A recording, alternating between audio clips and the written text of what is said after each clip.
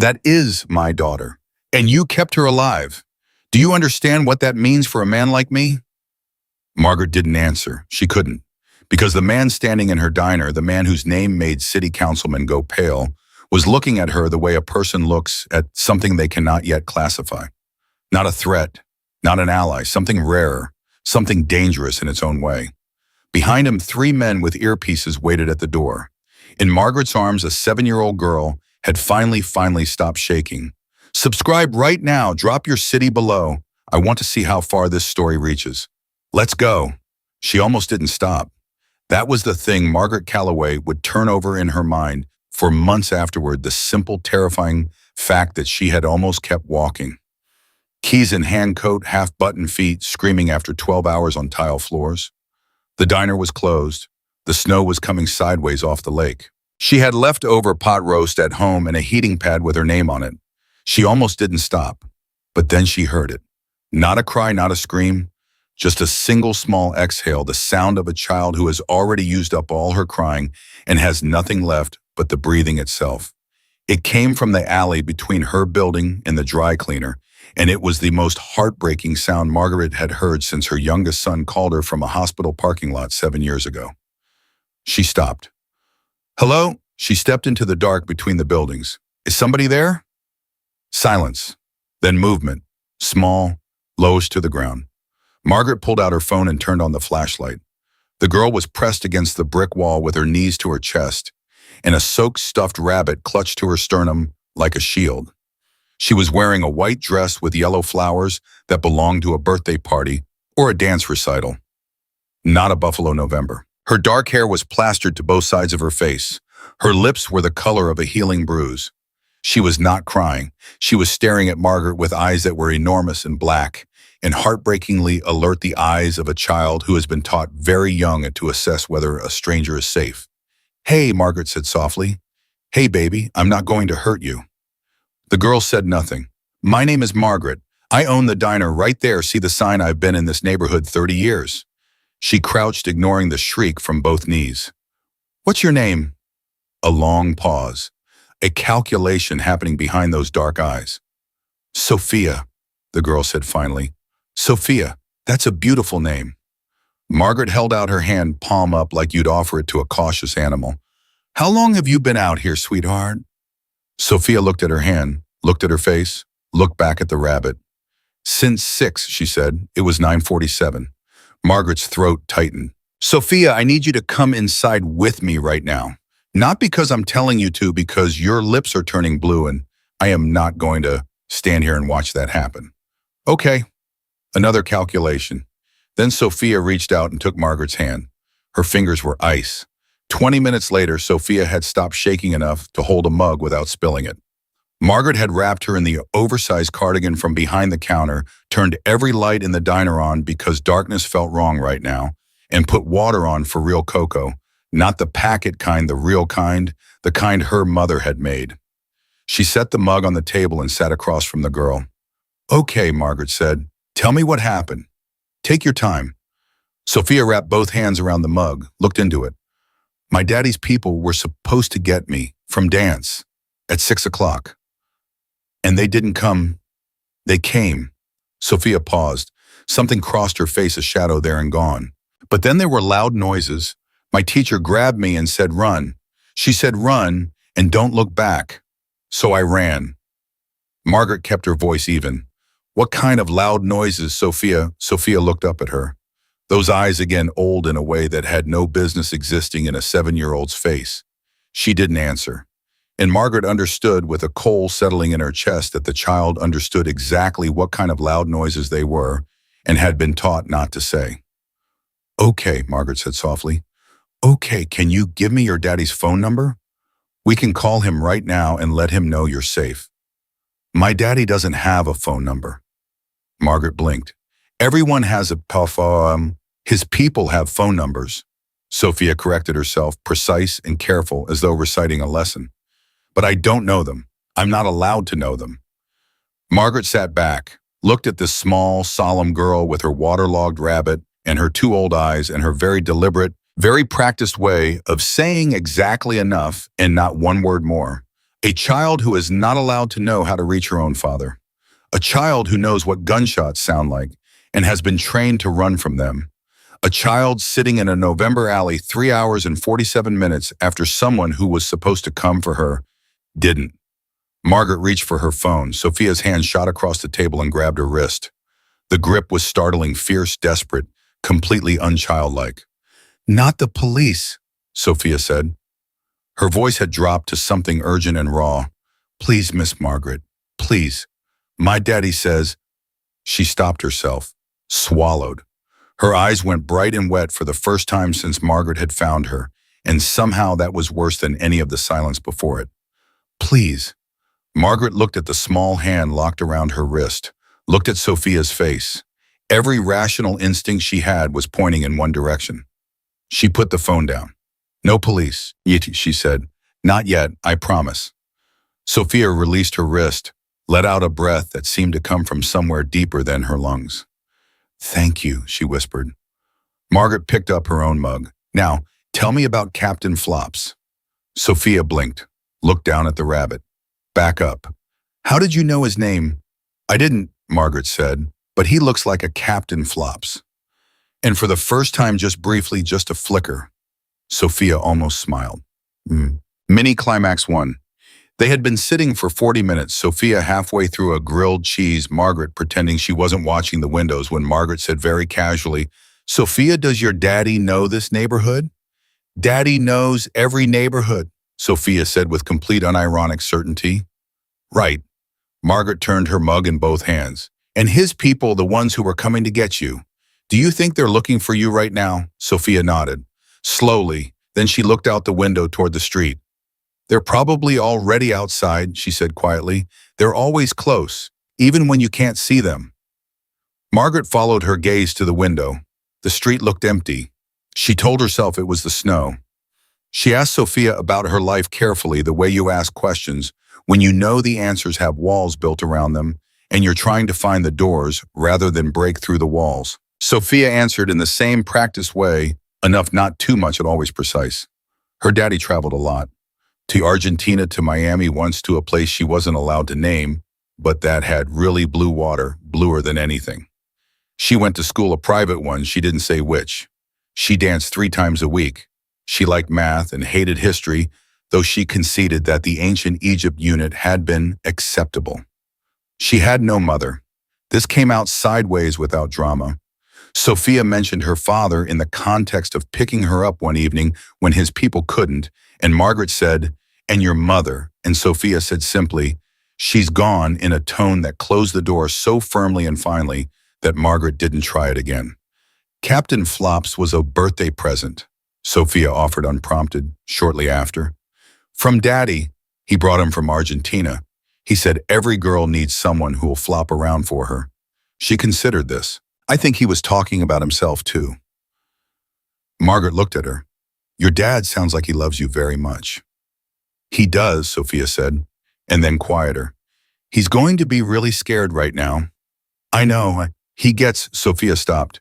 "When he's scared, he's very—" She stopped again, searching for the word with the focused frown of a child who takes language seriously. "Intense," she said finally. Margaret thought, "I'll bet he is." It was 11:03 when Margaret heard the cars. No screeching, no drama, just the particular sound of expensive engines cutting off simultaneously like a practiced exhale. She looked out the window and felt the hairs on her forearms lift. 3 black vehicles perfectly spaced along the curb. Doors opening. "Sophia," Margaret said, and her voice came out steadier than she felt. "I think your daddy's people are here." Sophia went absolutely, completely still. The kind of still that isn't calm, the kind that is the body shutting down everything unnecessary to focus everything on one point. "How many cars?" she asked. 3. Sophia let out a long, slow breath. "Okay," she said. "That's okay. 3 cars means they found me. More than 3 would mean—" She stopped herself again. Margaret decided not to ask what more than 3 would mean. The diner door opened. The first man was not Dominic Ruiz. He was younger, 30, maybe 32, built like someone who had been specifically assembled for the purpose of standing between dangerous things and the people who needed to be kept from dangerous things. His suit was charcoal gray and immaculate despite the snow. His eyes swept the diner in 1 second flat exits threats the child in the corner booth. He found Sophia. Something shifted in his face, fractional, controlled but real. He spoke into his collar in rapid Spanish. Then he stepped aside, and the room changed. That was how Margaret would describe it afterward. In the long months of trying to process everything that happened, the room changed. Not because of anything dramatic, not because of noise or speed or threat, just because Dominic Ruiz walked in and occupied space differently than other people occupied space. Like the air rearranged itself around him out of habit. He was perhaps 50, dark-haired, going silver at the temples. Average height, though the word average felt obscene applied to him. He wore a long coat and an expression that was giving away nothing at all. His eyes found his daughter. And for one single seismic second, the expression broke. All of it. Everything he'd built on top of himself, gone. What was underneath was so simple and so devastating that Margaret felt her throat close. A father. Just a father. Gutted with terror that had been running on high for hours and now flooded with a relief so powerful it was almost indistinguishable from grief. Sophia. One word. Carrying everything. Sophia was already moving. She covered the length of the diner at a dead run, Captain Flops trailing from one hand, and she hit her father at full speed, and he caught her both arms instantly, completely. One hand going to the back of her head with a gentleness that seemed to astonish even the men standing behind him. He held her. He spoke into her hair in Spanish, low and urgent. She answered in a torrent of English and Spanish that Margaret couldn't follow, and he nodded against the top of her head, and for 30 seconds there was no diner, no snow, no city, no anything, just a father and his daughter in the specific, perfect privacy of reunion. Margaret stood very still. She realized she'd pressed one hand to her own sternum without meaning to. Then Dominic Ruiz lifted his head and looked at Margaret. It was not the look she'd braced for. She'd prepared for something assessing and cold, the look of a man deciding what to do about a liability. She knew what she was. She knew what he was. She'd lived in this city long enough to understand the geometry of this moment. But that wasn't what she got. What she got was something she couldn't immediately name. It took her a moment standing there under the weight of it to identify it. He was looking at her the way you look at a problem you didn't expect and don't yet understand. "Ms. Calloway," he said. His English was perfect, faintly accented, every word placed with intention. "My daughter is alive and warm and fed because of you." "She found her own way in," Margaret said. "I just didn't turn her away." "Most people would have," he said. "Called the police, called someone, gotten themselves out of something that was none of their business." A pause. "But you didn't." "She asked me not to. And that was enough for you." "She's a child," Margaret said. "That was enough for me." Silence behind Dominic. The young man with the swept-room eyes was watching Margaret with an attention she found deeply uncomfortable. "You know who I am," Dominic said. It wasn't a question. Margaret met his gaze. "I've lived in this neighborhood for 30 years. And knowing who I am," a slight tilt of his head, "you still kept her, still protected her, still said nothing to no one." "I gave her soup and I kept her warm," Margaret said. "I don't want to. I'm not a hero. I'm a woman who owns a diner." Something moved across his face, not a smile, the precursor to a smile maybe. The place where a smile might eventually grow if given enough time. "Ms. Calloway," he said, "I want you to know something." He shifted Sophia slightly in his arms. "I have been in this city for 22 years. In those 22 years, a very small number of people, our people, have done something for my daughter without calculating what they might get in return." He paused. "You are now on a very short list." "I didn't do it to be on any list," Margaret said. "No," he said. "That is precisely why you're on it." He turned toward the door. "Mr. Ruiz," Margaret said. He stopped, turned back part way. "There's a card on the table," she said. "I assume it's yours. I assume that means you want me to have it." He looked at her, the ghost of that almost smile again. "I assumed you'd find it. And if I throw it away, then you throw it away," he said. "That would be your right." He walked out. The cars left. The diner was empty again. Margaret stood in the silence, in the fluorescent light, in the smell of cocoa and grilled cheese, and listened to the wind off the lake, doing what it always did, insisting, pushing, refusing to be ignored. She looked at the table in the corner booth. The card was cream-colored, small, a phone number in clean black type. Nothing else. No name, no title, nothing that could be used against anyone. She picked it up, turned it over. Blank on the back. She should throw it away. She knew the shape of this, had seen enough. Movies, heard enough stories, lived in this neighborhood long enough to understand that when men like Dominic Ruiz decided you were worth noticing, the correct response was to become very unnoticeable very quickly. She looked at the card. She thought about Sophia's fingers, ice cold in the dark. She thought about the way Dominic Ruiz's face had broken open when he saw his daughter was safe. That one undefended, utterly human second. She thought about the card in the pocket of a coat that belonged to a woman who ran a diner for 30 years and kept herself very carefully out of things that weren't her business. Then she put it in her pocket, turned off the lights, and walked out into the snow. She couldn't know, standing on that sidewalk with the wind in her face and the card pressed warm against her hip through the fabric of her coat, that she had just made the decision that would end one chapter of her life and begin another one entirely. She didn't know that by this time tomorrow she would have used that number. She didn't know that the young man with the swept room eyes had already run a complete background check on one. Margaret Calloway, age 61, diner owner, widow, not divorced, as she always said, but widow, a detail that would later matter greatly to Dominic Ruiz for reasons she wouldn't understand until he told her himself. She didn't know that Sophia, riding home in the back of an armored vehicle, with her face pressed against her father's shoulder, had said 4 words that had stopped every man in that car cold. She had said, "I want her back." And Dominic Ruiz, who did not grant requests lightly, who had built 22 years of power in this city on the precise, careful rationing of what he gave and what he didn't had, said nothing, which for men who knew him was an answer. Margaret walked home through the snow. The city hummed around her, restless and enormous, and full of rooms she'd never entered. She had no idea she was about to be shown every single one. Margaret didn't sleep that night.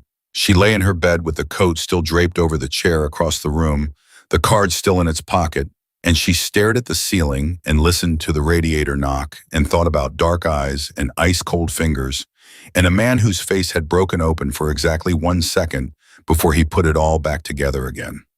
At 2 in the morning, she got up and made herself a cup of tea she didn't drink.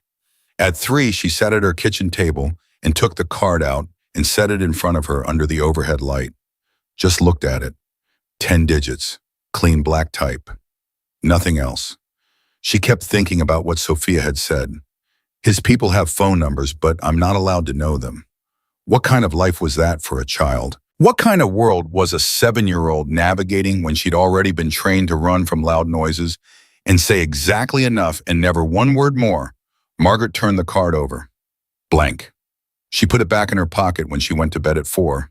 She was at the diner by 6:15, same as always, because routine was the rope you held when everything else was moving. Donna, her morning cook, took one look at her when she came through the back door and said, "You look like you fought something last night and lost."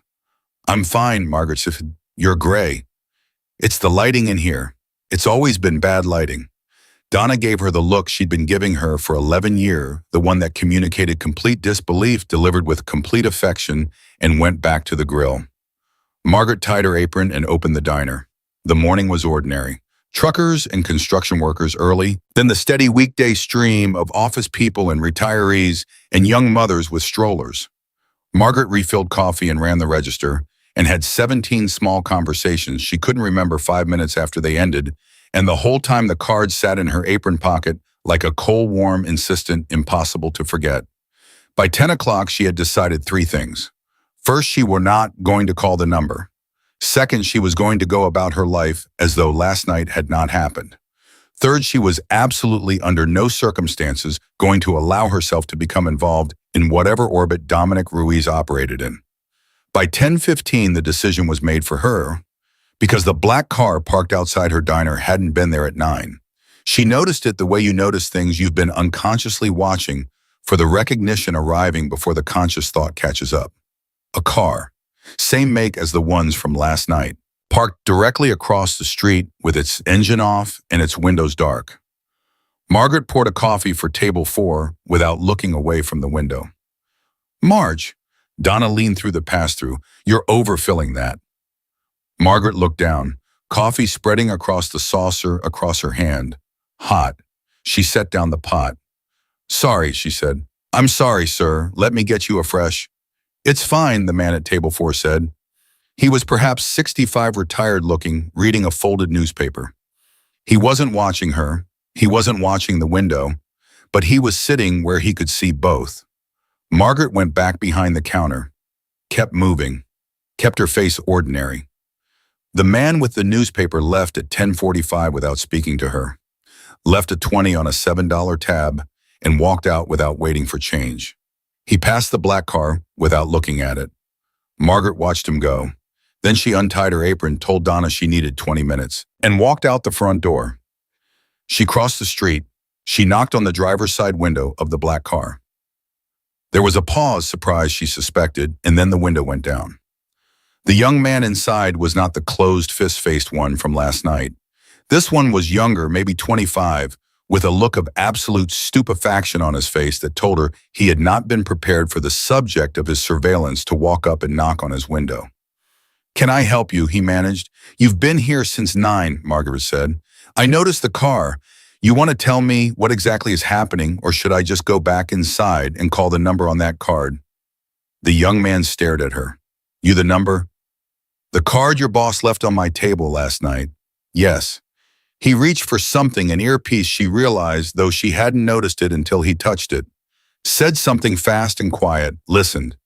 His expression went through 3 phases in about 4 seconds. Uncertainty, then resolution, then the particular blankness of someone who has been given very specific instructions. Mr. Ruiz would like to speak with you, the young man said. I gathered, Margaret said. When? Now, if that's possible. She looked back at the diner. Donna was visible through the window, watching with her arms folded, in an expression that was equal parts concern and fascination. Margaret held up one finger toward Donna. Give me a minute. Donna unfolded her arms and threw them up in the air. Fine, Margaret said, and got in the car. She had never been inside a vehicle like this in her life. She registered that distantly, the way you register things you're deliberately not thinking about. She sat in the back, the young man drove, and nobody said anything for 4 blocks. Then they stopped outside a building. She recognized a restaurant Italian, the kind that existed in every major city in America, in exactly the same form. Heavy curtains, no sign. The quiet that comes not from emptiness, but from very good soundproofing. She'd walked past it 100 times in 30 years. She'd never been inside. He's waiting, the young man said. Margaret got out, walked to the door, pushed it open. Dominic Ruiz was sitting at a corner table with an espresso and a folder he closed when she came in. He stood when he saw her, which she hadn't expected, and she hated that it disarmed her even slightly. Ms. Calloway, he said, thank you for coming. I didn't have much choice, she said. Your man was parked outside my business. You could have ignored him. I could have, she agreed, but I've spent 30 years ignoring things in this neighborhood, and I'm starting to think it hasn't actually served me as well as I thought. He sat. An older man appeared from somewhere and poured her an espresso without asking, then vanished.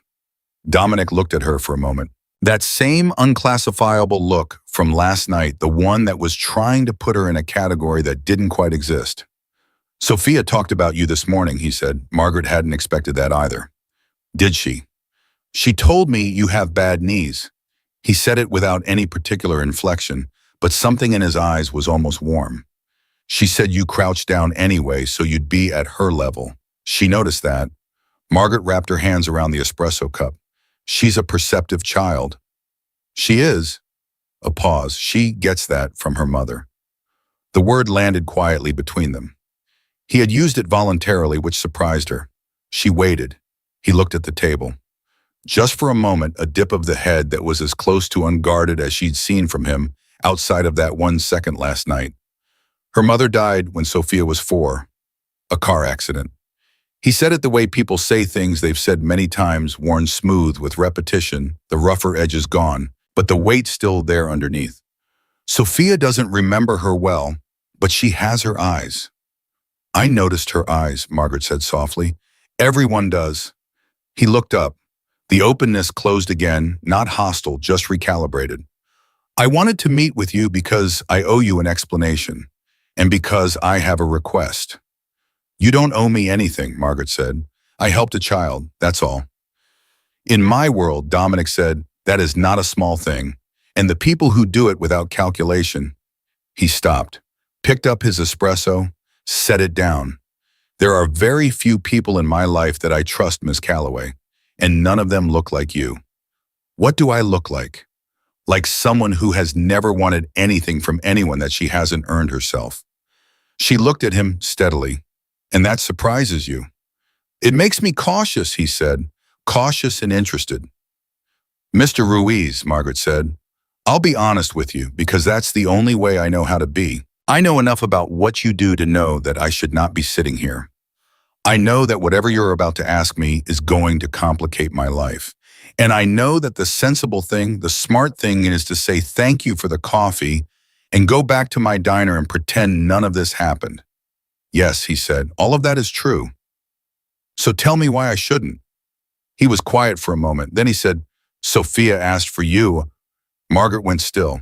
This morning, before school. She came to my office. She does that sometimes when she has something serious to say. She comes to my offices instead of just calling for me. She stood in the doorway and she said, Daddy, I want to see Miss Margaret again. He paused. I asked her why. She said because she didn't make me feel like a problem. The silence after that was absolute. Margaret felt something happen in the middle of her chest and a giving way like old ice when the temperature finally turns. She's 7 years old. She said carefully. She should never feel like a problem. No, Dominic said. She shouldn't. Something moved across his face, guilt, she thought, real and undecorated. The people in my life are careful around her. Correct. They know she's important to me, so they perform warmth. Sophia is perceptive enough to know the difference between performed warmth and real warmth. And she thought I was real. She was certain of it. He looked at Margaret with a directness she was beginning to recognize as simply how he looked at things, nothing evasive, nothing softened. I'm asking if you'd be willing to spend some time with her, not as an employee, not as anything formal, just a woman she can talk to, someone outside. He paused, chose the word carefully. Outside the circle. Margaret was quiet for a long moment. You're asking me to be her friend. I'm asking you to be available to her, if you're willing. And what does that mean in practical terms? For my life, it means nothing changes for you. You run your diner. You live your life. Sophia visits you with her security during hours that work for you. You talk to her. You treat her exactly the way you did last night, like a child who deserves to be taken seriously. He paused. That's all. That can't be all, Margaret said. Dominic's jaw tightened slightly. It was the first crack in the smoothness. No, he admitted. It probably won't stay that simple. My life doesn't stay simple. But I am trying to offer you the simplest version of this. Because Sophia asked. Because Sophia asked, a beat. And because he stopped himself, because what? He looked at her for a long moment. Something in his eyes shifted, went deeper, quieter, more complicated. Because I have been trying to figure out how to give my daughter a normal life for 3 years, he said quietly. And I have not found a way. And last night in your diner, for approximately 3 hours, she had one. Margaret set down her espresso cup, looked at this man, this powerful, frightening, apparently untouchable man, who was sitting across a table from her in an empty restaurant, asking her with all the careful dignity he could manage for something he didn't know how to get for himself. A normal life for his daughter. If I do this, Margaret said slowly, I need things from you. His eyes sharpened. Name them. I need to know she's safe when she comes to me. Truly safe, not just that your people are outside, but that whoever was behind what happened at that dance studio last night has been handled. A pause. That situation is being addressed. That's not an answer. His eyes held hers. It will be resolved within 72 hours. Good. Second, I need to be able to say no to anything at any time. If this becomes something I'm not comfortable with, I walk away. No consequences. A muscle in his jaw shifted. Agreed. Third, she folded her hands on the table. You don't lie to me about anything that affects Sophia's safety. I'm not asking you to tell me your business. I'm asking you to tell me the truth about anything that touches that child." Dominic Ruiz studied her for a very long time. "Ms. Calloway," he said at last, "in 22 years in this city, nobody has sat across a table from me and given me a list of conditions. Is that a problem?" "No," he said, and the word carried something close to respect. He paused. "Refreshing. So we have an agreement." "We have an agreement." She stood. He stood again. The old world courtesy of it struck her again, this man who operated in shadows rising when a woman rose from a table. She held out her hand. He shook it. His grip was firm and brief and oddly formal, like a contract signing. "Mr. Ruiz," she said. "Dominic," he said. "Please." She nodded once. "I'll expect Sophia on Saturday, during business hours. She can have hot chocolate and tell me about Captain Flops and do her homework in the corner booth." She paused. "And tell her to bring a warmer coat." She walked out.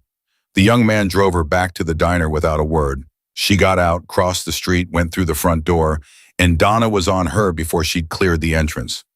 "What?" Donna said flatly. "Was that?" "Nothing," Margaret said, tying her apron. "Margaret Ann Calloway. You got into a black car with a stranger and came back 20 minutes later looking like you just signed something." "I didn't sign anything." "What did you do?" Margaret looked at her oldest employee and closest friend and thought about dark eyes and a cream card and a little girl who had said she didn't want to feel like a problem. "I made a decision," she said. "Good or bad?" She thought about it honestly. "I have absolutely no idea." Donna stared at her.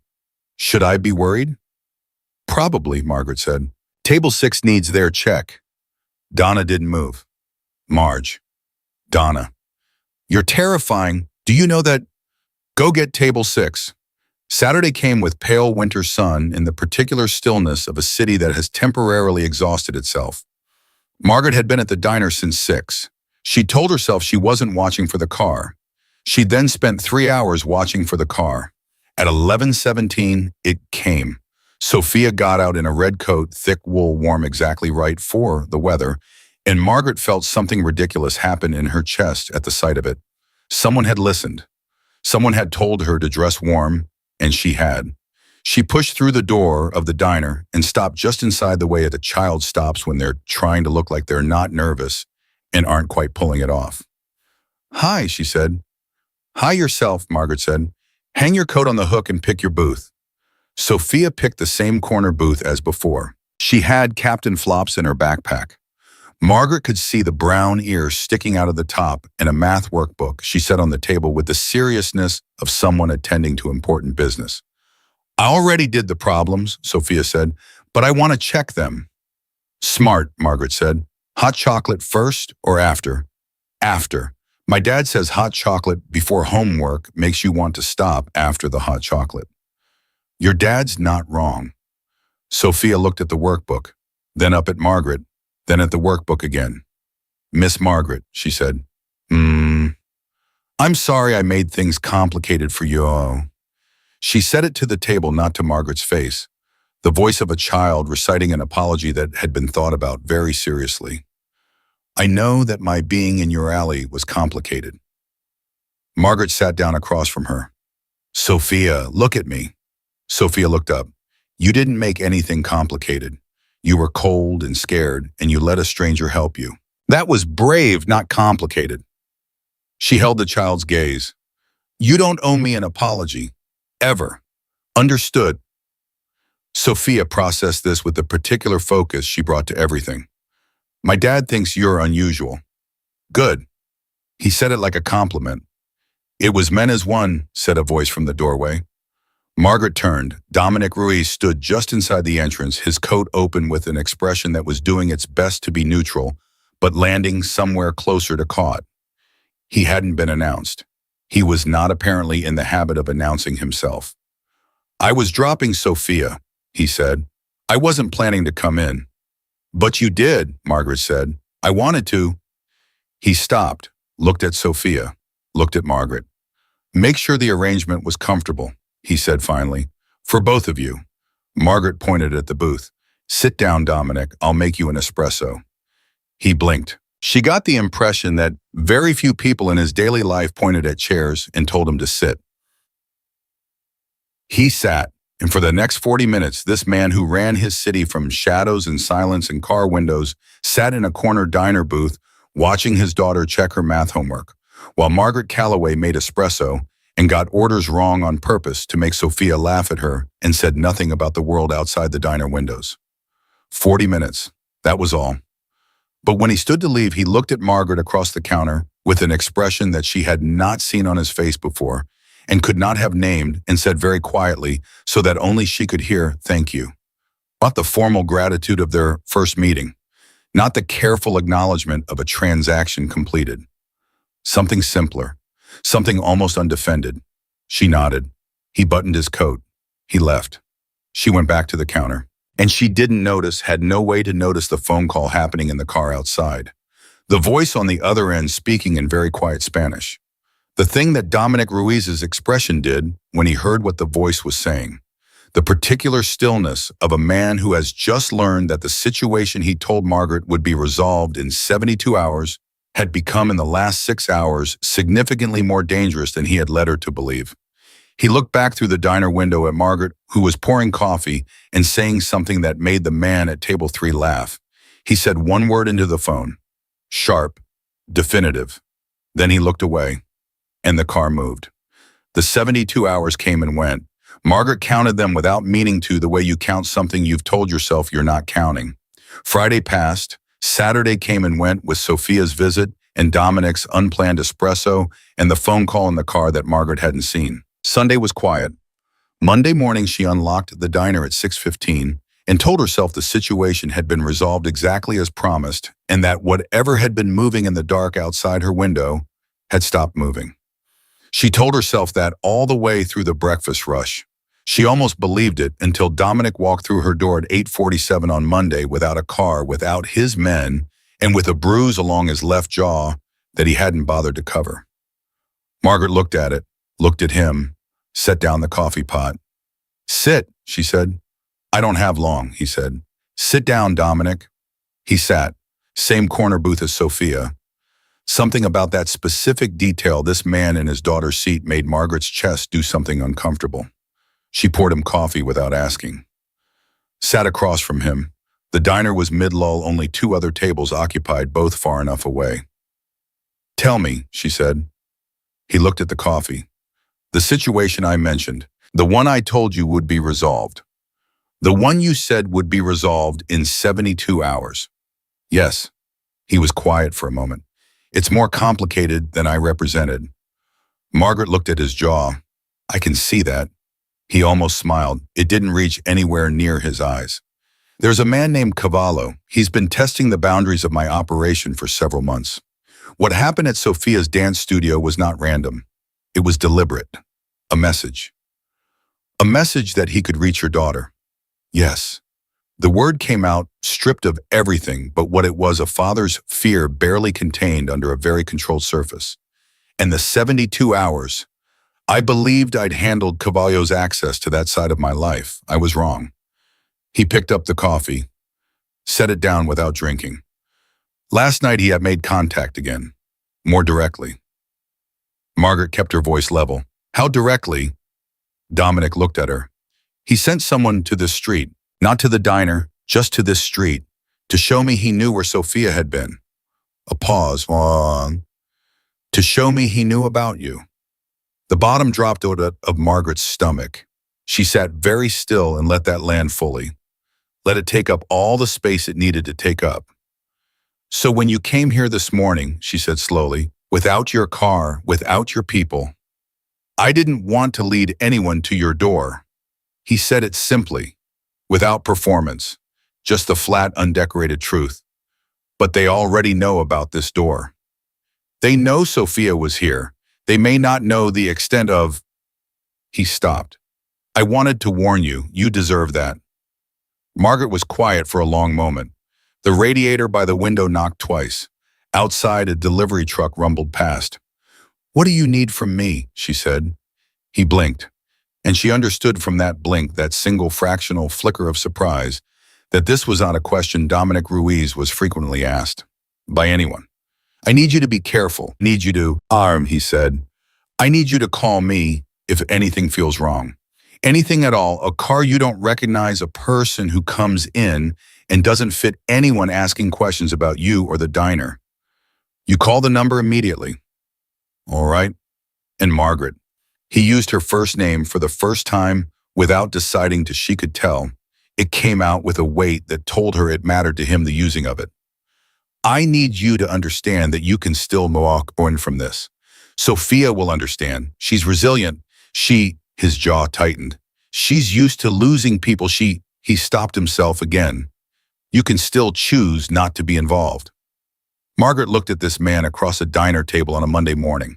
Bruise on his jaw, no coat came without his security specifically, so the people watching wouldn't have a reason to watch her door. Dominic, she said, I am 61 years old. I have survived things that were a great deal more frightening than a man named Cavallo. And your daughter told me on Saturday that I'm the only adult she's ever met who doesn't make her feel like a problem. She folded her hands on the table. I'm not walking away. He looked at her for a long time. You should be afraid, he said.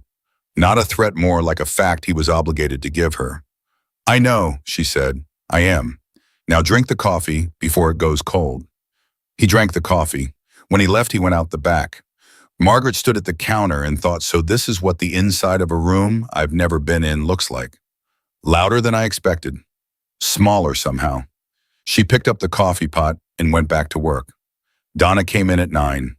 By 9:20, she had registered the changed quality of the air in the room. Donna had an instinct for charged atmospheres that Margaret had long ago stopped trying to explain and was standing at the pass-through with her arms folded. Who came in this morning, she said. It wasn't a question. Customer, Margaret said. And the back door being unlocked. Margaret paused. I forgot to lock it when I came in. You have never forgotten to lock that door in 11 years. Donna. Margaret. Donna put both forearms on the pass-through counter and leaned forward. She was 63, broad-shouldered, with a face that had been through enough of life to recognize when someone was protecting her from information she was going to need. I have worked for you for 11 years. I like this job. I like this diner. I like you even though you are deeply aggravating. So whatever is happening, you tell me. Because if I need to be paying attention to something, I want to know what I'm paying attention to. Margaret looked at her. Then she told her. Not everything, not Dominic's name, not Sophia's last name, but enough. Child in the alley, powerful father, complicated situation. Someone named Cavallo who had now decided to notice the diner. When she finished, Donna was quiet for a moment. So we're being watched, Donna said.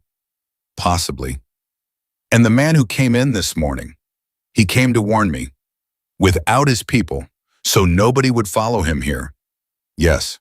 Donna processed this with the particular efficiency of a woman who has raised 4 children alone and worked in service her entire life and has therefore developed a very high threshold for absorbing unexpected information. Okay, she said, okay. What do you need me to do? Margaret felt something loosen in her chest. Just be normal.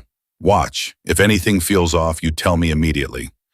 And the little girl, Sophia, her Saturday visits continue. Donna nodded. Good, she was a sweetheart. That workbook. She shook her head. 6th grade math at 7 years old, Margaret. I know.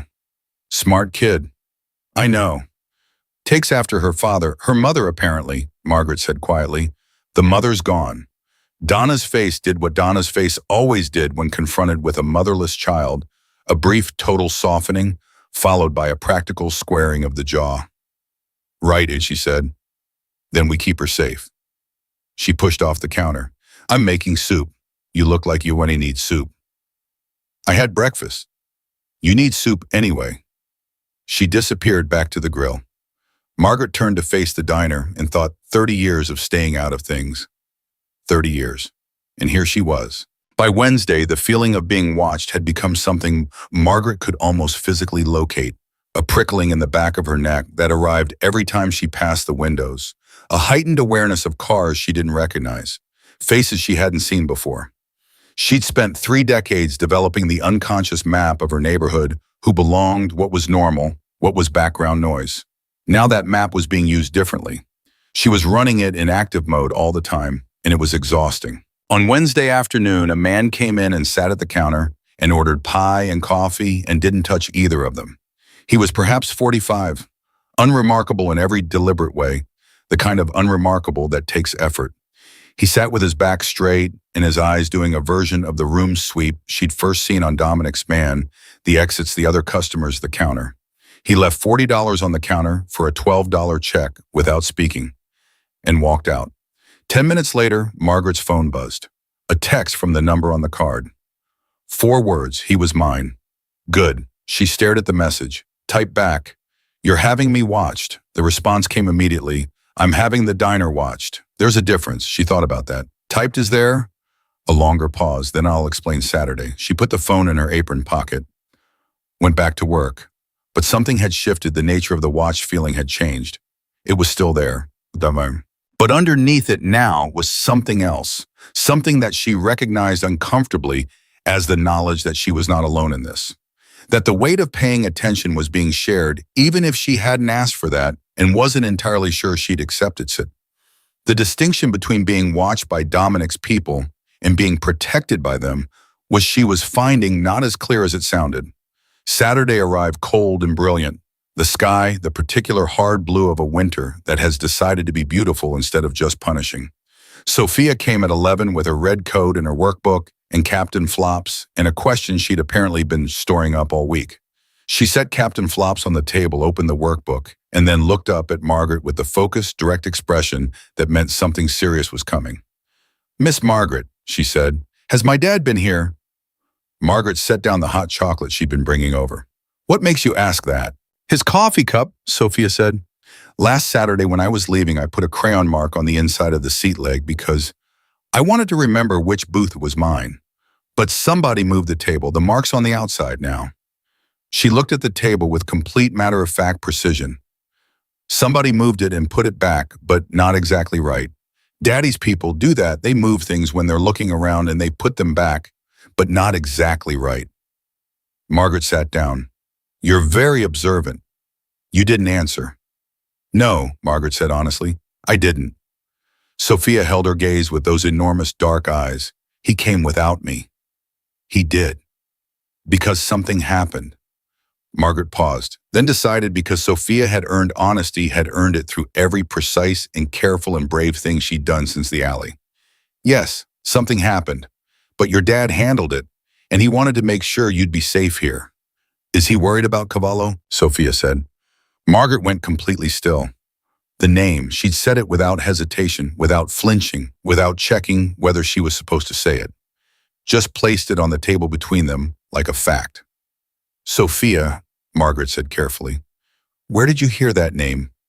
I hear things, Sophia said simply. I'm not supposed to, but when people think you're focused on your homework, they don't lower their voices enough. She looked at her workbook. He's been a problem for a while. I've heard his name for about 6 months. You've known for 6 months. I don't know much, just that he's pressure, she said, choosing the word with that characteristic precision. On my dad's side, I know it worries him. He thinks I can't tell when he's worried, but I always can. He stops finishing his sentences. She looked back up at Margaret. Does Cavallo know about you? Every instinct in Margaret wanted to soften this, deflect it, give this child the cushioned version. But Sophia was not asking for cushions. She was asking for the truth with the calm competence of someone who had always had to deal with the real world directly. He knows about this diner, Margaret said. Your dad is making sure it stays safe. That's why he came. Sophia took that in. Okay, she said, then I'm not scared. A pause. As long as you're not scared. I'm a little scared, Margaret had said honestly. Sophia looked at her for a moment. Then she reached across the table and placed her small hand on top of Margaret's. It was such a simple, complete gesture, adult in its intention, entirely a child's in its scale, that Margaret felt her eyes go briefly embarrassingly warm. That's okay, Sophia said. Daddy says brave isn't not being scared. It's doing the right thing and being scared at the same time. Margaret looked at the small hand on hers. Your dad says that. He says it a lot, Sophia said. She picked up her hot chocolate. Usually right before something difficult happens. They stayed like that for a moment, the woman and the child in the corner booth with the winter light coming in and Captain Flops keeping watch from beside the sugar dispenser. Then the door opened. It wasn't Dominic. It wasn't anyone Margaret recognized. A woman mid-30s, well-dressed, moving with the coiled stillness of someone who had trained the nervousness out of her body through long practice. She sat at the counter, ordered coffee, looked at her phone. Then she looked at Sophia. Just once. Brief. Professional. Margaret was on her feet before she'd consciously decided to stand. She crossed to the counter in 4 steps and said very quietly to the woman, "Can I help you with something?" The woman looked at her. Her eyes were measuring. "Just coffee," she said. "You looked at my customer." I looked up from my phone. A pause, steady, unimpressed. "Is that a problem?" Margaret held her gaze. "Depends on why you're here." The woman said nothing for 3 seconds. Then she set her phone face down on the counter and said equally quietly, "Tell Mr. Ruiz that Elena says the timeline moved up. He'll know what that means." She left 20 on the counter, stood and walked out. Margaret turned. Sophia was watching from the booth with her workbook closed and her hands flat on the table, the body language of a child who has heard something and is deciding what it means. "Elena," Sophia said quietly. "She works for my dad. You know her." "I've seen her. She's high up." Sophia's eyes tracked to the window where the woman's car was already pulling away. If she came here instead of calling, it means they don't want the message on any phone. She looked at Margaret. "Miss Margaret, something is happening today." Margaret pulled out her phone, texted the number Elena came. "Says the timeline moved up. She said you'd know. The response came in 30 seconds. Get Sophia to the back. Keep her there. Don't let anyone new into the diner. I'm 12 minutes away." Margaret read it again. Then she put the phone in her pocket, walked to the booth and said in her most ordinary, most steady voice, "Sophia, help me with something in the back. Would you?" Sophia looked at her face and immediately slid out of the booth. She grabbed Captain Flops without being told. She didn't ask questions. She just came.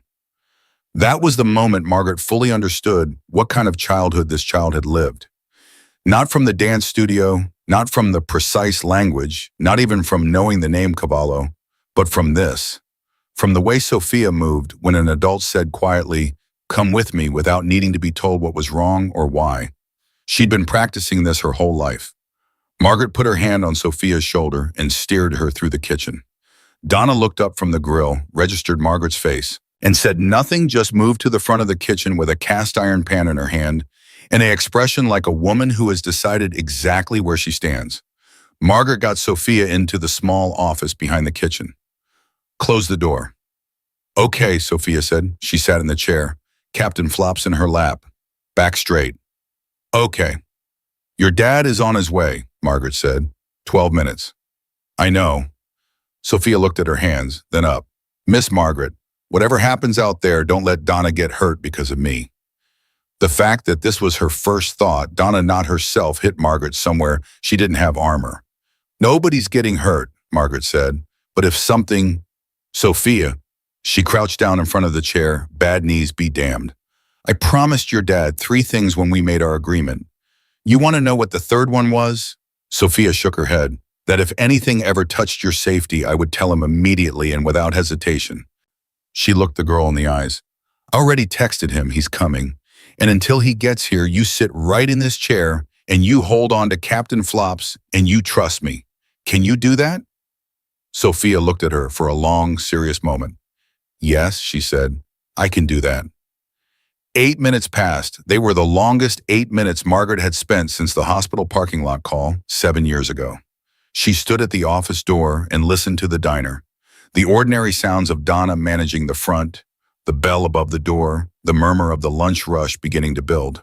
Nothing wrong, nothing she could point to. But the prickling at the back of her neck had moved up into something more like a sound she couldn't quite hear. Then she heard Dominic's voice from the front.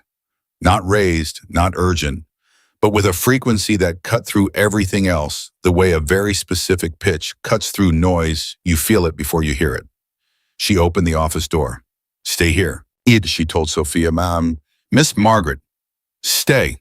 She went out through the kitchen. Donna was at the counter, still holding herself with the pan-in-hand authority she'd appointed herself to. Dominic was at the entrance with 2 of his men. He scanned the room, found Margaret coming through from the back, and something in his face released. "She's fine," Margaret said before he could ask. "She's in the back. She's calm." He crossed the diner and ate its strides, stopped in front of Margaret, looked at her face with that evaluating precision of his. "You're all right," he said. "I'm fine." She held his gaze. "What's happening? What's the timeline?" He looked at his men, then back at her, and she could see in the specific controlled tension of his jaw and the way he was standing that this was worse than what he'd told her Monday. Significantly worse. "Cavallo is moving tonight," he said quietly. "We don't know the target. We have two possibilities. One of them is a location connected to me." A pause. "The other is this street." The air in the diner changed. Margaret heard Donna pull in a sharp breath behind her, heard one of the men shift his weight. "How certain?" she said. 70%, he said, "which in my world is certain enough," she said. "Yes." She looked at him. He looked at her. Around them, the diner, her 30 years of work, her routine, her carefully maintained distance from things like this hummed and breathed and went on being what it had always been, apparently unaware that the world had just reorganized itself around it. "Then we better be ready," Margaret said. Dominic looked at her for a long, waited moment. In his eyes, she saw something she hadn't seen there before. Not gratitude, not calculation, not even that cautious, almost warmth. Something rawer than any of those. Something that looked unexpectedly like the thing a person feels when they have been alone in something enormous for a very long time, and suddenly, without warning, they are not. "Margaret," he said, very quietly. "Go get your daughter," she said. "She's been sitting in that office being braver than either of us, and she deserves to see your face." He went, and Margaret turned back to the diner, her 30 years, her pots and her counter, and her bad lighting and her regular customers who had no idea what was happening in the room they were sitting in, and she thought 30 years of staying out of things. And here is what the inside of the thing looks like, louder than she'd imagined, and somehow entirely unexpectedly, she was still standing in it. Dominic came back from the office with Sophia's hand in his, and an expression that had been reorganized into something operational, the face of a man who had shifted from father back to whatever else he was out of necessity, because necessity had arrived. Sophia was holding Captain Flops against her chest with one arm and her father's hand with the other. She looked at Margaret when she came through the kitchen door and said nothing, but her eyes said, "I trusted you, and you were right, and I'm still scared, but less." Margaret nodded at her once. Sophia nodded back. Dominic looked at his men. "Rico, the back exit." "Already covered," the closed fist-faced one, Rico apparently said from near the counter. "The street. 2 on the east end, 1 mobile." Rico's eyes moved to Donna, who was still standing at the pass-through with the cast-iron pan and an expression of absolute territorial authority, and apparently one of hers. Dominic looked at Donna. Donna looked at Dominic. "She's been here 11 years, Margaret said. "She stays." Something moved across Dominic's face that under different circumstances might have been amusement. He nodded once. "Fine." Then to the room generally, in the voice of someone accustomed to being the organizational center of complicated situations. "We wait. Nobody comes in or out that I don't approve. If the street stays clean in the next 40 minutes, we move Sophia from the back. If it doesn't," he stopped, looked at Margaret. "Then we handle it." "Handle it how?" Margaret said. "However it needs to be handled." "That's not an answer." "It's the only one I have right now." He said it without apology, but also without the distance she'd have expected. Just the flat truth of a man operating at the edge of his information. "I'm sorry, I don't have more than that yet." She accepted it, because what else do you do? The lunch rush was the strangest thing Margaret had ever lived through. Regular customers came in, the retired teacher from 2 blocks over, the 3 construction workers who came every Saturday, the young woman with the baby stroller who always took the window table. They sat, they ordered, they ate, they talked about ordinary things with no idea that 2 of the men in the room were not customers, that the woman behind the counter was monitoring the street with a frequency that would have looked insane from outside, that a 7-year-old girl was sitting in the back office doing long division to keep her hands busy because her father had told her staying calm was the most useful thing she could do. Sophia had said very seriously before going back to the office, "Dad, I finished the chapter on fractions. Can I start decimals?" Dominic had looked at her for a moment with a love so enormous and so carefully contained that Margaret had to look away from it. "Start decimals," he said. Sophia had gone back to the office. Donna leaned over to Margaret at the counter and said, just barely audible, "That kid is something else." "I know," Margaret said. "She gets it from him, whatever he is, that steadiness." "She gets it from both of them," Margaret said, "from him and from whoever her mother was." Donna was quiet for a moment, then, "The pan stays in my hand." "The pan stays in your hand," Margaret agreed. 23 minutes and Dominic's phone buzzed. He looked at it. His jaw shifted. He said something to Rico in Spanish, low and rapid. Rico's hand moved under his jacket in a way that Margaret registered and deliberately did not look at directly. "What?" Margaret said quietly, appearing at Dominic's elbow with a coffee pot, because she needed something to do with her hands, and also because it was good cover. "One of Cavallo's men just turned onto this street," Dominic said. He didn't look at her, kept his eyes on his phone. "On foot, alone. Alone. Which is either reconnaissance or a message." He paused. "Cavallo likes messages." "What kind of message?" "The kind that reminds you he can reach anything you care about." He said it quietly with the weight of someone who has received those messages before and knows their cost. He did this with Elena's predecessor. 3 years ago, walked one man past the location, then waited 48 hours. Then, he stopped himself. Then what? He looked at her. Then it stopped being just a message. Margaret processed this, kept pouring coffee for a table that hadn't asked for more. The man at the table gave her a slightly puzzled look, and she said, "On the house," and moved away. "So what do we do?" she said. "Nothing," Dominic said. "Right now, we do nothing." "That's your plan." "Reacting is what he wants. If we react to the single man, we confirm he has leverage here.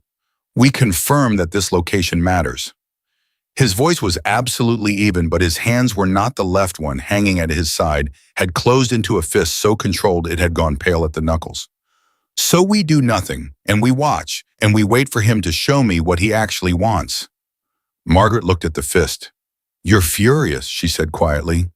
"Yes," he said. Simple, honest, not what she'd expected. "Because he knows about this place." "Because he's making me choose between reacting and protecting," Dominic said. "He knows I can't do both simultaneously. He's been studying me for a long time." The fist opened, closed. "He knows what I care about." Margaret thought about Sophia in the back office doing decimal problems. "Then we make sure he doesn't get what he came for," she said. Dominic finally looked at her. "You make it sound uncomplicated." "It's not, but the uncomplicated version of it is, your daughter is safe in my building. Your people are on the street, and I've run a diner through 2 recessions and a cancer scare. I know how to hold a position." He held her gaze for a long moment. "Has anyone ever told you," he said slowly, "that you are not at all what you appear to be?" "My sons say it constantly," Margaret said, "usually when they're frustrated with me." "How many sons when I am?" 3, and they're all, I know, safe," she said, "far away and completely uninvolved in any of this, and that's how it's going to stay." He nodded, and then something happened that she hadn't expected. He exhaled. Not dramatically, not with any performance of relief, just a small, quiet exhale, the kind of breath that escapes when something that has been held very tightly is allowed for exactly 1 second to release. "I haven't told anyone outside my organization about Cavallo," he said. "Not the full picture, not what he's actually positioning for." He paused. "I'm going to tell you, because you're in it now and you deserve the full map." "Okay," Margaret said. "Not here, tonight, after Sophia is somewhere secure." He looked at her carefully. "If you're willing." "I'll be here," she said. "I'm always here." The single man on the street walked past the diner without stopping. Dominic's people tracked him to the end of the block, where he got into a car and left. The 40-minute window closed. The street stayed clean. At 1:15, Dominic moved Sophia from the back office. He brought her through the kitchen himself, not Rico, not anyone else himself. She came out with Captain Flops tucked under her arm, and her workbook in her backpack, and the expression of someone who has sat with fear in a small room and outlasted it. She stopped in front of Margaret. "Decimals are easier than fractions," she announced. "Most things are once you understand the fractions," Margaret said. Sophia considered this. Then she hugged Margaret. It was quick, fierce, completely unannounced, the way children hug when they mean it and don't want to make a production of it. Margaret's arms went around her automatically, and for a moment she held this small, extraordinary person and felt the specific weight of what it meant to be trusted by someone who had very good reasons to trust carefully. Saturday, Sophia said, pulling back, checking, making sure the ordinary thing would still be ordinary. Saturday, Margaret confirmed. Sophia looked at her father. Something passed between them, a whole conversation in a look, the shorthand of two people who have had to communicate carefully for a long time. Okay, Sophia said, I'm ready. They left through the back. Margaret stood in her kitchen and listened to the sound of them going and told herself the tightness in her sternum was just the aftermath of adrenaline and not something more complicated. Donna appeared at her elbow. Pan's back on the hook, she said. Good. You okay? Yes. Liar. Donna. You're welcome, Donna said, for staying and for the pan and for not asking too many questions. Margaret looked at her. You can ask questions. I know I can. I'm choosing not to. Donna untied her apron, because some things are better understood by watching than by asking. And I have been watching you today, Margaret, and what I see is, she paused, someone who decided something. Sometime between Monday and now, and doesn't regret it yet. Yet, Margaret said. Yet, Donna agreed. She hung up her apron. I'll be back at 6 for the dinner shift. Lock the front when the lunch rush clears. She stopped at the door. And Marge, whatever that man is, the way he looked at you when you talked him down off reacting to that street situation. That wasn't how a man looks at an asset. She left before Margaret could answer. The afternoon passed in the particular suspended quality of time after a crisis that didn't fully materialize. You're still braced for impact that didn't come. Still running hot, still listening for the sound that didn't happen. Margaret cleaned the counter 3 times, made a soup stock she didn't need, rearranged the shelf behind the register twice. At 4:30, her phone buzzed. Not Dominic's number. A different one, unknown. She stared at it, then opened the text. It said, you should know who you're protecting. Ask him about Carmen Ruiz. Ask him how she really died. Then decide if a woman like you belongs in a room with a man like him. Margaret read it twice, then 3 times. Carmen, Sophia's mother, the car accident. She died when Sophia was 4. She sat down on the stool behind the counter. Her hands were steady. She registered that distantly, that her hands were steady, and thought it was either a good sign or a very bad one. She typed back, who is this? 3 dots appeared, then vanished, then appeared again. Then someone who is trying to help you get out before you can't, then nothing more. Margaret set the phone on the counter, looked at it. The diner was empty now, the lunch rush long gone, the dinner prep not yet started.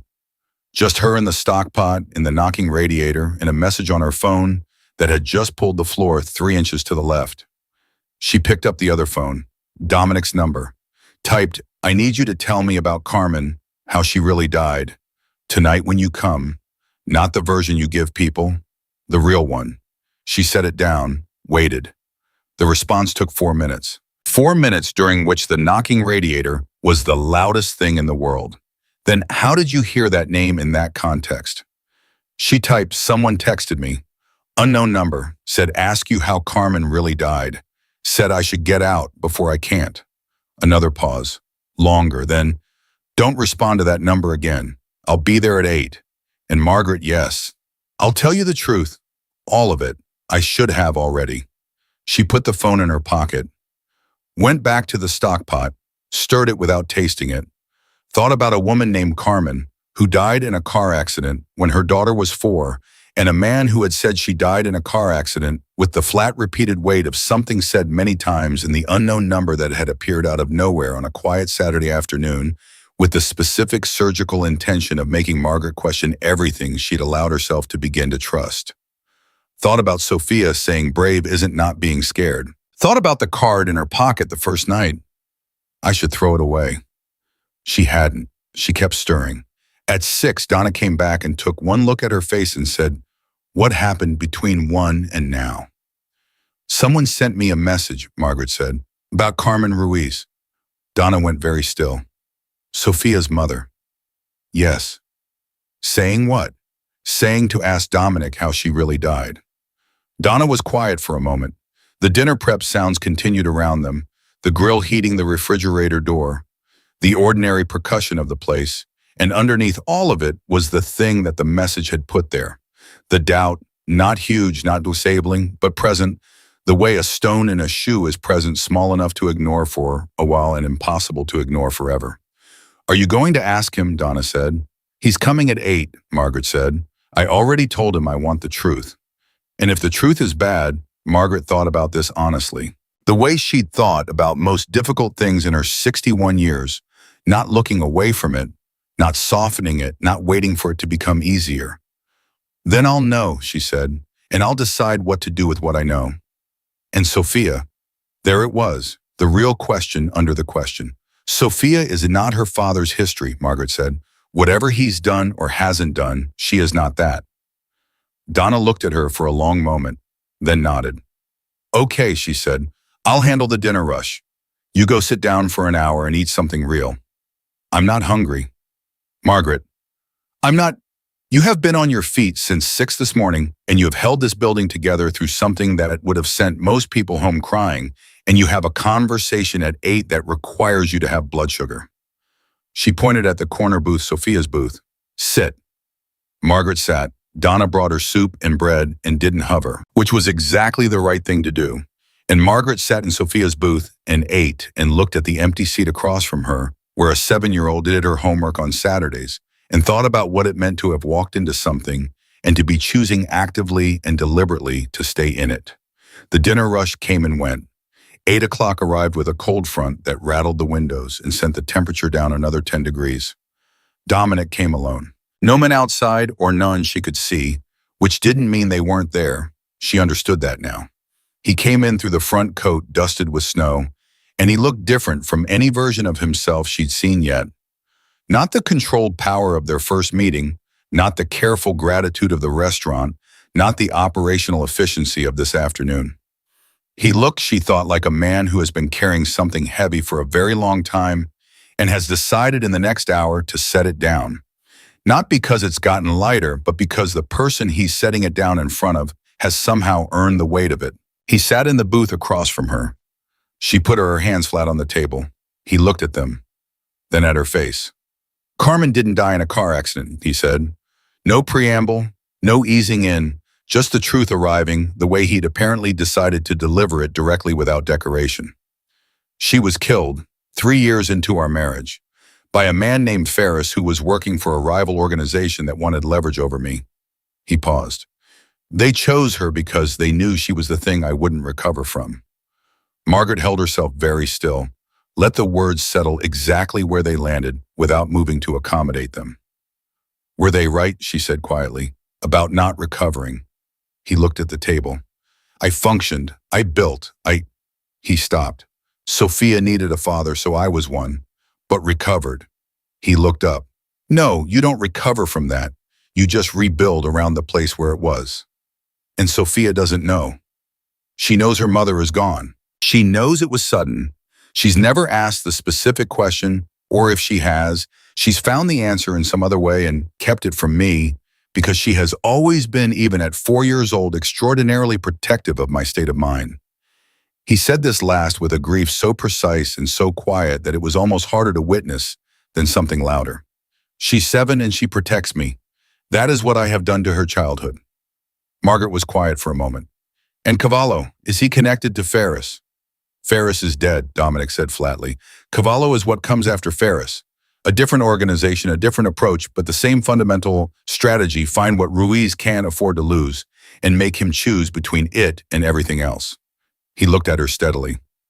He's been escalating for 6 months. The dance studio was his first direct move against Sophia. Tonight was him showing me he knows about you. So I'm now what comes after Sophia, Mom, Margaret said. Another thing you can't afford to lose. The words landed between them with more weight than she'd intended. Both of them felt it. She watched him feel it, watched something shift in his face, that same complex recalibration she'd seen before, but deeper this time. The message you received, he said carefully, about Carmen, that was Cavallo. I know. He sent it to make you question me. to make you pull back. Because you stepping back from Sophia? He stopped. Sophia has been different since she met you, in ways I can measure. She sleeps better. She asks different questions. He exhaled. She told me last week that she thinks she wants to be a doctor. She's never said what she wants to be before. She's always talked in contingencies depending on how things go. Maybe this, maybe that. Never a direct want. He looked at Margaret. 1 month. That's what you've done in 1 month. Margaret felt the warmth trying to move through her chest and held it back because there was still a question that needed asking. Then you understand why I needed the truth tonight. All of it, not the managed version. Yes, he said, because if I'm going to stay in this and I am going to stay Dominic, I've already decided that, but I need you to hear what comes with that decision. I need to know the real shape of what I'm standing in. Not the shape you think I can handle, the actual shape. He looked at her for a long, waited moment. What do you want to know? Cavallo's actual plan, not the 70% version. What do you think he's really moving toward? Dominic's jaw shifted. He wants to take over my Eastern operations. He can't do that while I'm functional. So his strategy is to destabilize me personally, not professionally. He learned this from what happened to Ferris. Ferris used direct force. I responded with direct force, and Ferris lost. He paused. Cavallo is smarter than Ferris. He's not coming at me directly. He's coming at everything around me. Everyone around me. Another pause. Longer. Everyone I let in. The implication of that sentence settled over the table like weather. He targeted me specifically, Margaret said, not just the diner. Me. Yes, because you let me in. Because I let you in, Dominic said quietly. And in my world, letting someone in is... He stopped. It has been a long time since I let anyone in. Cavallo noticed. He notices everything. A beat. I'm sorry I brought this to your door and I did not fully account for how quickly he would... Stop, Margaret said. He stopped.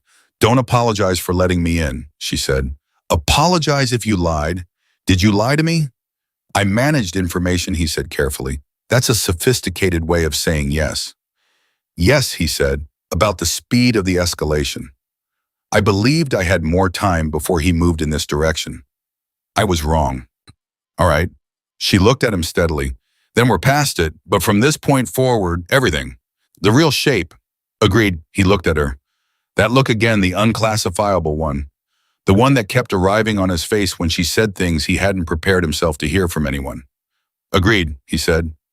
Margaret picked up her coffee cup. He had no coffee. She'd forgotten to pour him any in the strangeness of the evening.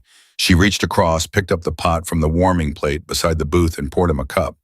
The ordinary gesture of it in the middle of everything made something in the room quietly shift. He looked at the cup, then at her. There's one more thing, he said, that you need to know tonight. She set the pot down, waited. Cavallo knows I've been meeting with you, not just because of the diner. He has someone inside my organization, someone who reported the restaurant meeting the Monday visit today. His voice was precise and controlled, and underneath it was something cold and tightly contained. I don't know yet who it is. My people are working on it. But until I find them, until I find the person inside my own circle who is feeding him information, he paused. Everyone around me is exposed, including you. Margaret sat with that, felt it fully, did not look away from it. Including Sophia, she said, yes.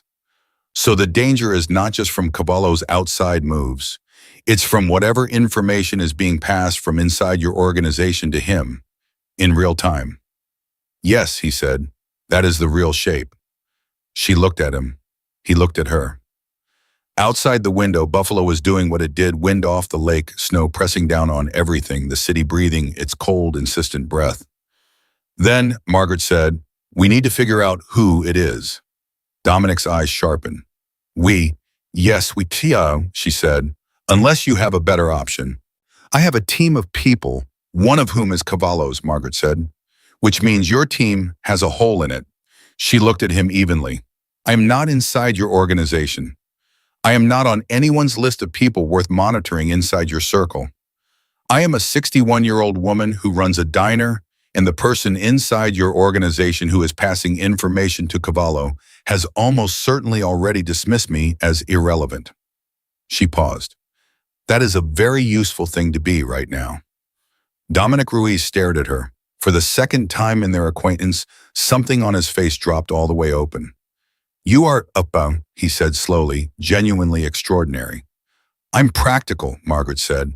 There's a difference. Now, drink your coffee before it goes cold and tell me everything you know about who in your circle had access to the information about our restaurant meeting. He drank his coffee, and he told her, and later, much later, when he finally stood to leave and stood in the doorway of her diner with the snow behind him and looked at her across the room, he said something he hadn't planned to say in a voice that was quieter than any voice she'd heard from him. I came to this city 22 years ago, he said. I have built everything I have here. I have lost things I cannot replace here. A pause. I have not in 22 years met a single person I was certain I could trust completely. Margaret looked at him, and now he held her gaze. Now I'm not certain of very many things, he said, but I am certain of that. He walked out into the snow.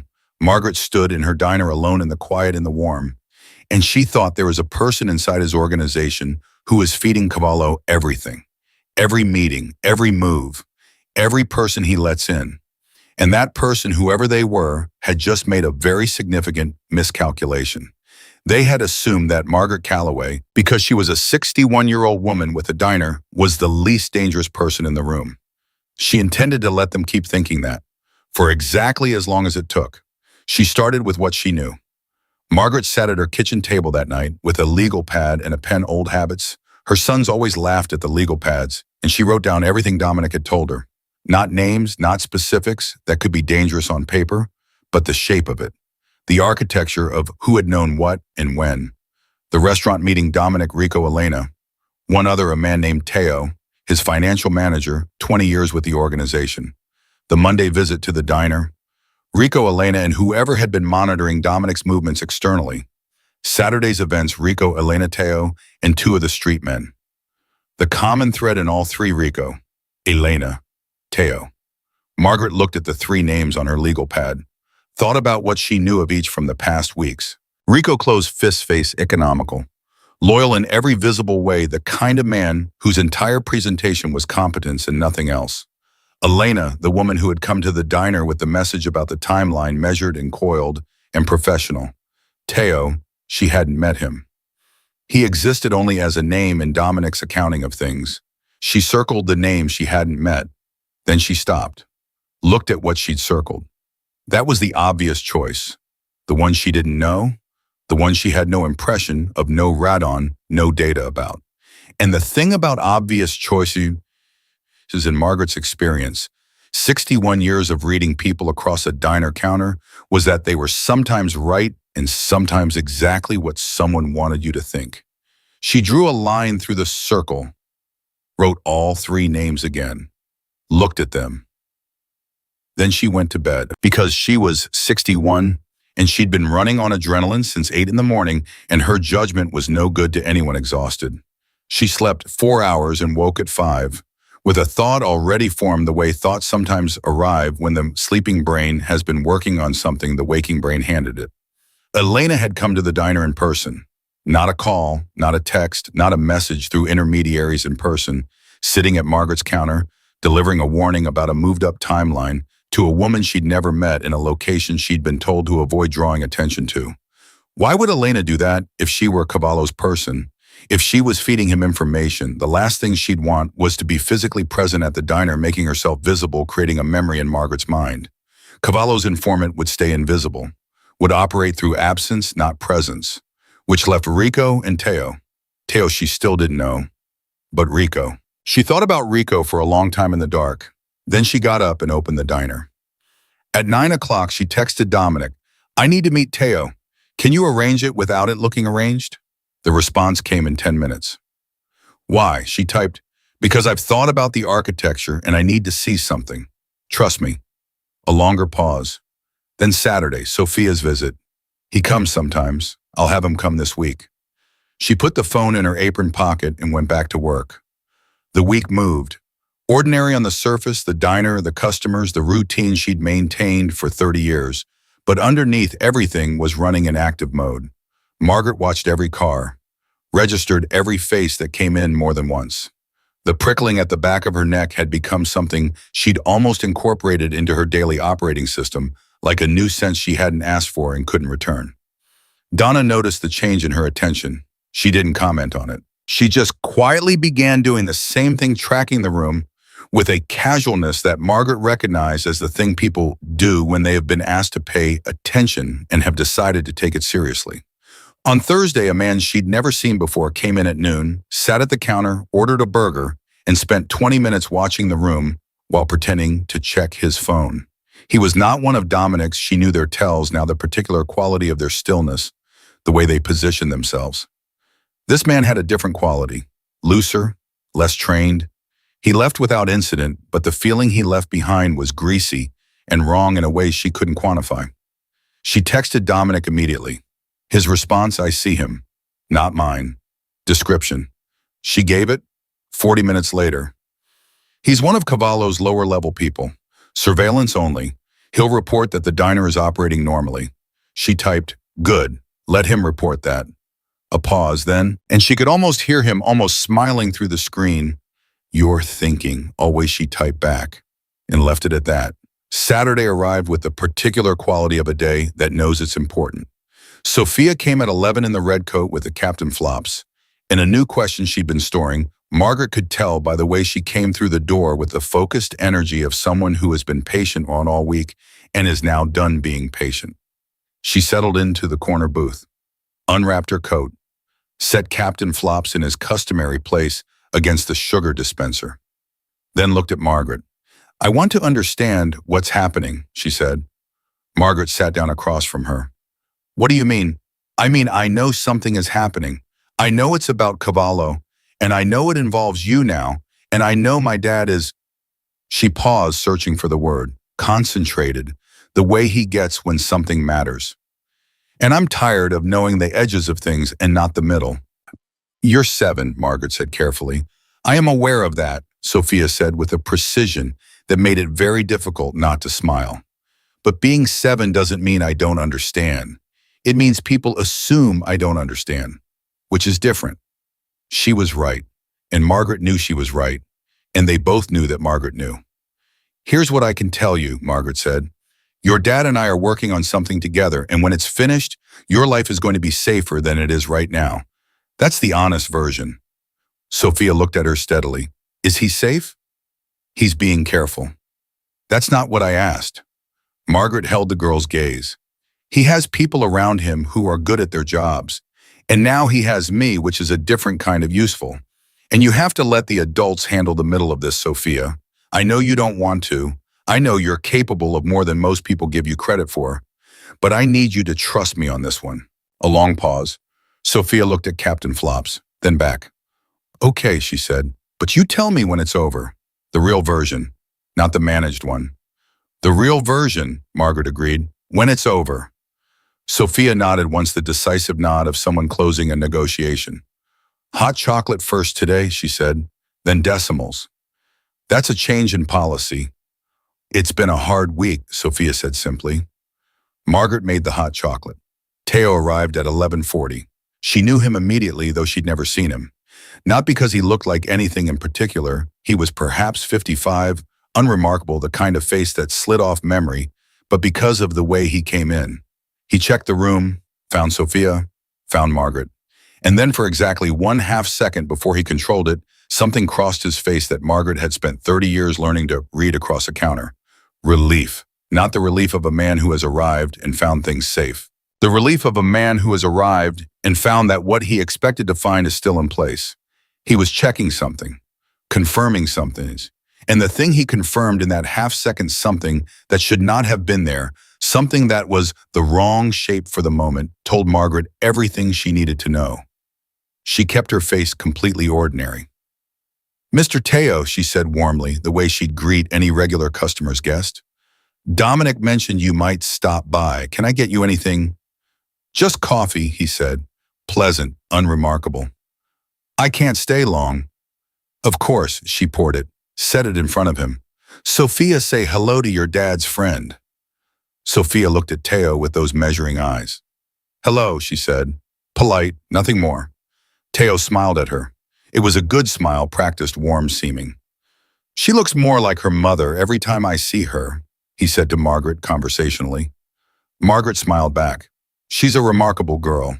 She walked away. Let him sit with his coffee. Let him be unremarkable. Then she went to the back and texted Dominic, it's Teo.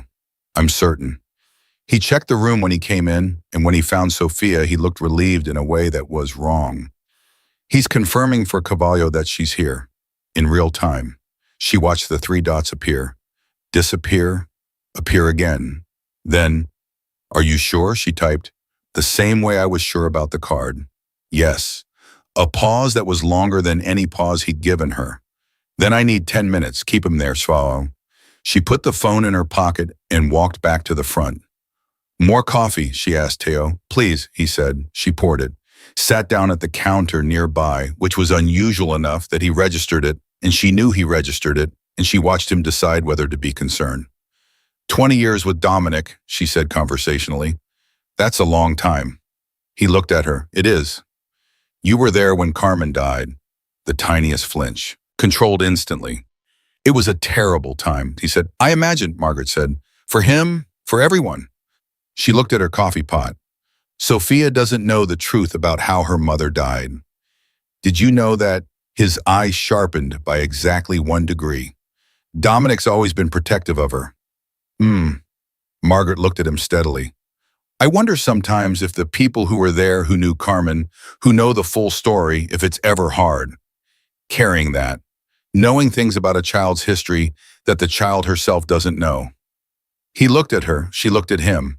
And in the space between them, something crystallized the understanding on both sides that they were no longer having a casual conversation and had not been for the last 60 seconds. Ms. Calloway, he said very carefully, what exactly are you? The door opened. Dominic came in. Not rushing, that was what made it effective. Just walking the way he always walked, as if the room had always been arranged around him. Rico was 2 steps behind. Elena was at the door. Teo turned on his stool and went completely still. The diner had 4 other customers. 2 of Dominic's street men, she realized now, recognizing them with her new eyes. The other 2, the retired teacher and a young couple, were oblivious. Dominic walked to the counter, looked at Teo. His face was doing the thing it did when everything was being held under a control so extreme it had gone past expression entirely. 20 years, Dominic said. The same words she'd used. He'd read her text and found the ones that mattered. 20 years, Teo. Teo said nothing. His hands were flat on the counter. He was calculating, she could see it, the rapid interior assessment of a man figuring out his options and arriving at the answer that there weren't any. The dance studio, Dominic said. You told him Sophia would be there. Still nothing from Teo. Carmen. Dominic's voice dropped into something quieter and more dangerous than anything Margaret had heard from him. Did you know about Ferris before? And there it was, the thing under the thing. The question that had been waiting, Margaret understood now for a very long time. Teo's jaw moved. Dominic. Did you know? A silence that lasted approximately forever. I didn't know they'd go that far, Teo said. His voice had changed. The pleasant unremarkableness was gone. What was left was something older and more tired. I told them about her schedule because they said they needed leverage. Just leverage. I didn't know what Ferris was going to... Oh, he stopped, swallowed. I didn't know. The sound Dominic made was not loud. It was not dramatic. It was the sound of something breaking that had been under enormous pressure for a very long time, and it was the worst sound Margaret had heard in a room in 61 years of being in rooms. Sophia had gone absolutely still in the corner booth. Margaret stood up, walked to the booth, sat next to Sophia, put her arm around her, and felt the child, this small, precise, extraordinary child, lean in, without hesitation, without embarrassment, with the complete and total trust of someone who has decided where they're safe. Don't listen, Margaret said quietly. I'll richtig hurt, Sophia said, just as quietly. Her voice was steady in a way that cost her something. I know. I'm sorry. He knew about my mom. Not a question. It sounds that way. Sophia was quiet for a moment. Margaret held her and felt her processing it, felt the weight of it going through that small body and being absorbed with a resilience that should not have had to exist in someone this age. "Is my dad okay?" Sophia asked. Margaret looked across the diner at Dominic, who had not moved, who was standing with Rico behind him and Teo in front of him, and 20 years of trust rewriting itself into something entirely different in real time. "He will be," Margaret said. "He has people with him." "He has you," Sophia said. Margaret tightened her arm. "Yes, he has me." Teo was gone within the hour, not to the police, not visibly, but gone in the way that things in Dominic's world were handled efficiently and without public record. Margaret didn't ask. Some rooms she was still choosing not to enter.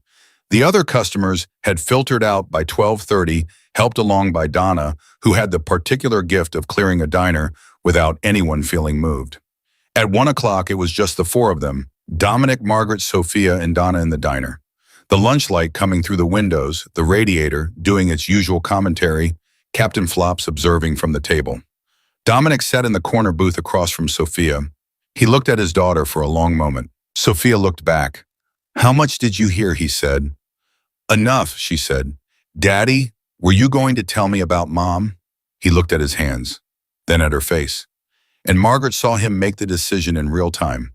The decision that a man makes when he has spent years protecting someone from a truth and has arrived at the moment where the protection is doing more damage than the truth would. "Someday," he said. "I was going to tell you someday." "That's not an answer." "No," he exhaled. "It's not." "Tell me now," Sophia said. Not everything. Just was it because of what you do? Is that why she's gone?" The question of a child who has been turning this over for years without having the vocabulary to ask it until this moment. Dominic's jaw tightened. "Yes," he said, indirectly. "Yes." Sophia absorbed that. "Okay," she said. "Okay. I've thought it was something like that for a long time," she said. "I didn't know the shape of it, but I knew the general thing."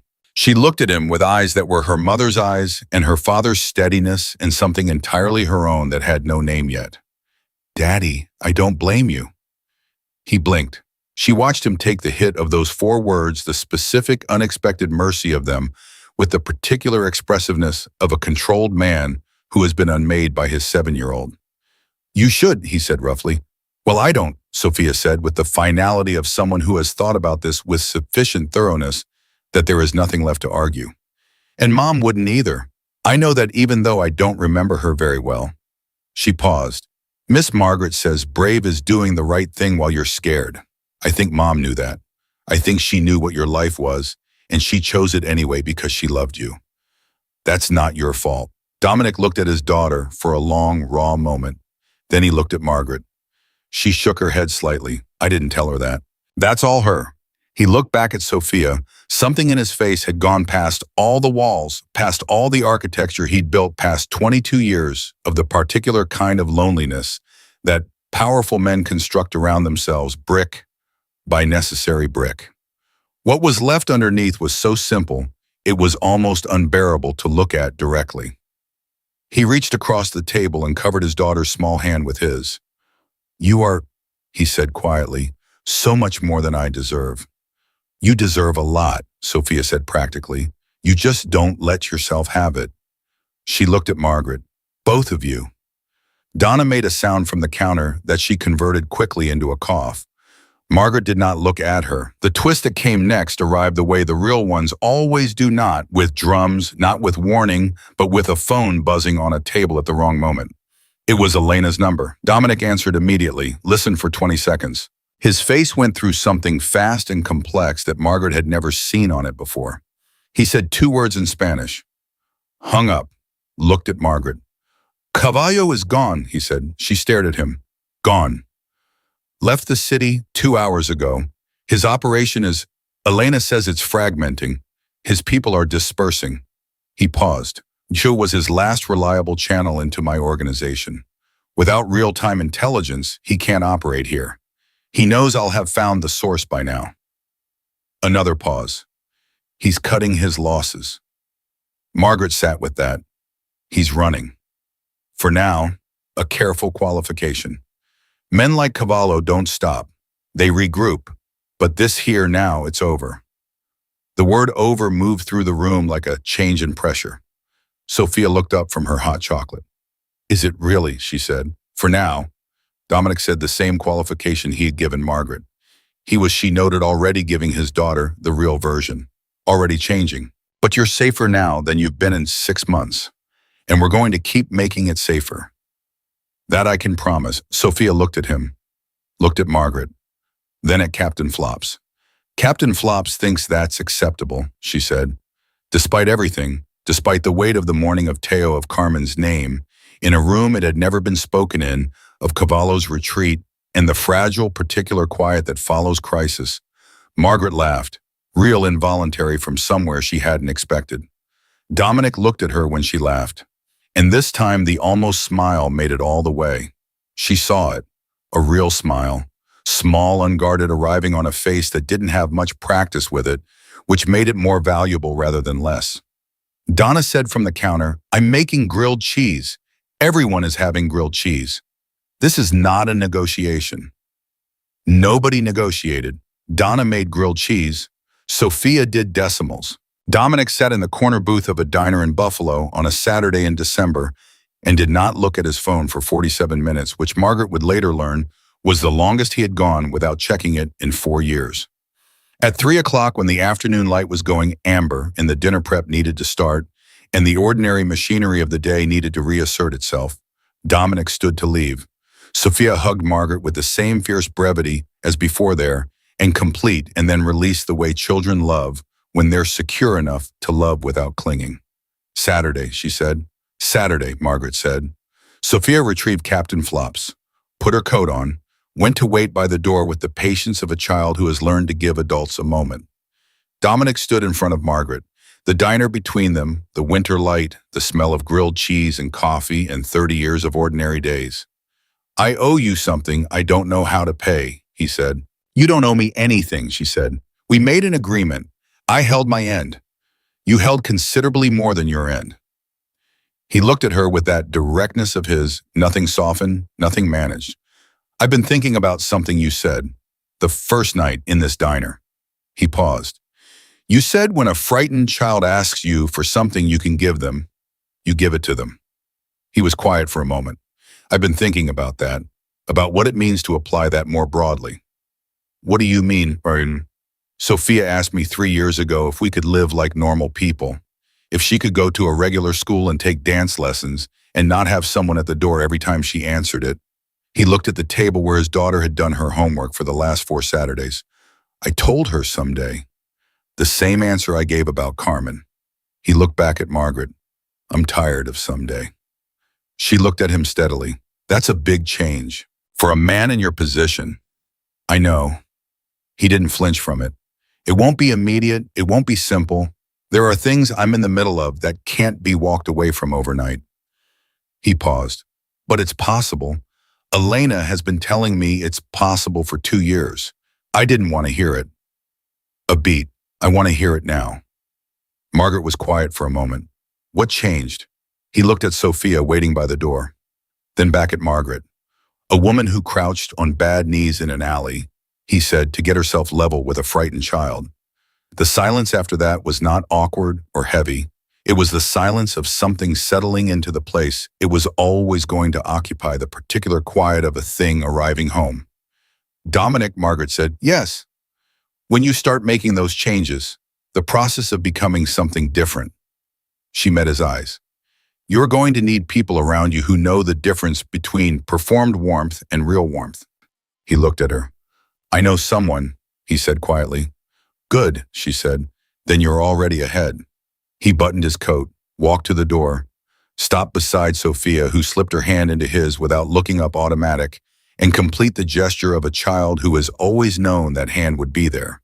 He looked back at Margaret one last time. She held up her coffee pot. He almost smiled. They went out into the December afternoon. The black car was at the curb. Sophia got in.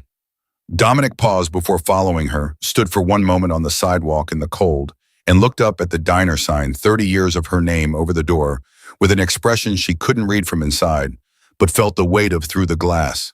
Then he got in. The car moved. Margaret stood at the counter.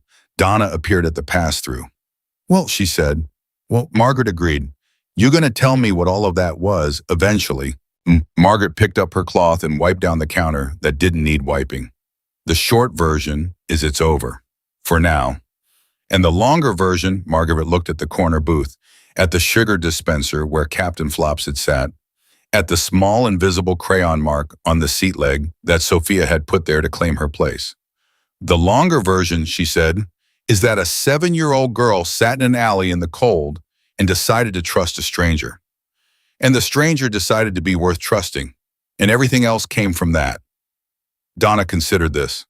That's a lot of everything else. Yes, Margaret said, it was. She folded her cloth, looked around her diner, her counters, her booths, her bad lighting, her 30 years. And she thought I spent 30 years being careful. 30 years staying out of things. 30 years keeping my distance from the rooms I didn't know, and the people I didn't understand, and the parts of this city that operated on rules I'd chosen not to learn. She thought I'm 61 years old, and I have in the last 4 weeks been more alive than I was in the last 4 years. She thought about Sophia saying brave isn't not being scared. She thought about a cream-colored card and a phone number in clean black type that she had almost thrown away. She thought about a man who had smiled, really smiled, small and unguarded and unpracticed in the light of a diner on a Saturday afternoon. She thought some doors you don't find. Some doors find you. And the only question that has ever mattered is whether you're brave enough to walk through. Margaret Calloway had walked through. She picked up the coffee pot. The dinner rush was coming. The radiator knocked twice. Outside Buffalo breathed its cold, enormous breath. She was already at work. She had always been already at work.